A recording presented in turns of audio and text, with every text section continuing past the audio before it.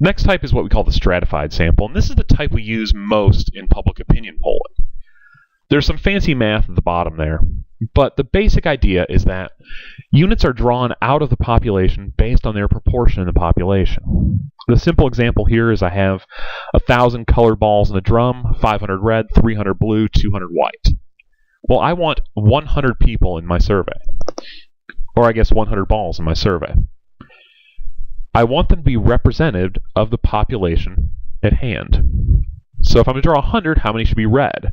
Well, there's a bunch of math here, but basically I'm going to draw 50 red.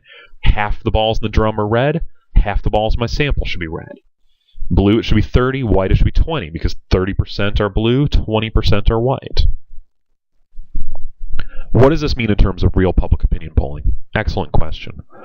Well, when we're trying to do public opinion polling for surveys and things like that, what we want is to get a sample that's representative of the United States or whatever population we're looking at. So to that end, we need to make sure that our sample is 52% female, 48% male. We need to make sure that our sample is representative of all the different ethnic groups in America in their percentages. We want whatever the percentage of white people in the population is, we want that people in the survey. Whatever the percentage of black people in the population is, we want that number of people in the survey, etc., etc. We want to do it on age. We want a certain amount of young people. We want a certain amount of old people, a certain amount of middle-aged people. We want a certain number of people from different socioeconomic backgrounds, people who make a lot of money, people who don't make much money. We want college educated, we want non-college educated, we want whatever. We want to make sure that our sample looks like the general population, so we draw units out of that population based on their proportion of the population. Note that this is what most polling firms do. And note that this counts as a probability sample, which means everyone still has an equal chance of being drawn from the hat. Everyone has an equal chance of being called based on their proportion of the population. The tough part here, the challenging part, is figuring out what the different strata look like. If you're just doing a general survey of all Americans, it's not so tough because we have the census to tell us everything. But if it's, let's say, likely voters, that becomes more difficult because who is a likely voter? I don't know.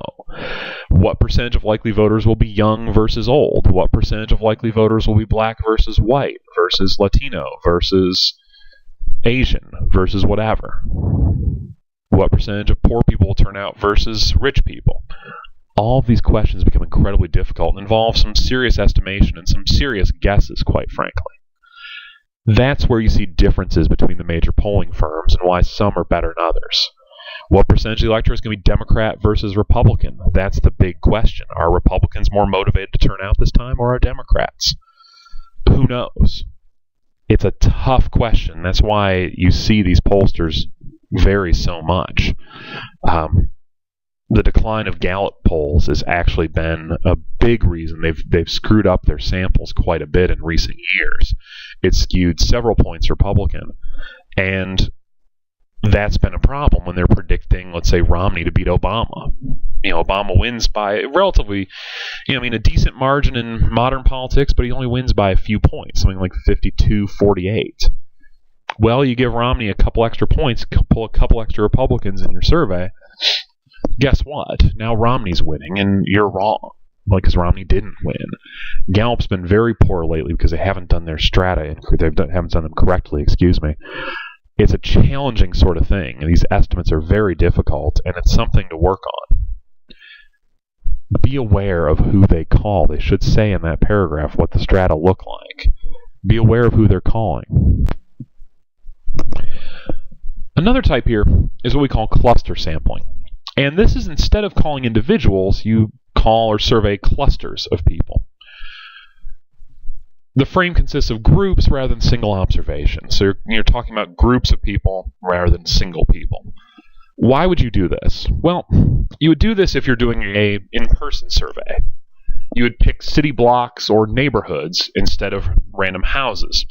Think about how that would work surveying random houses in Fredericksburg.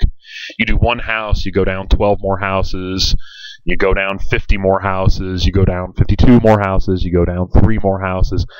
It's going to be ugly, it's going to be messy, and it's going to take a lot of time to canvass the entire area.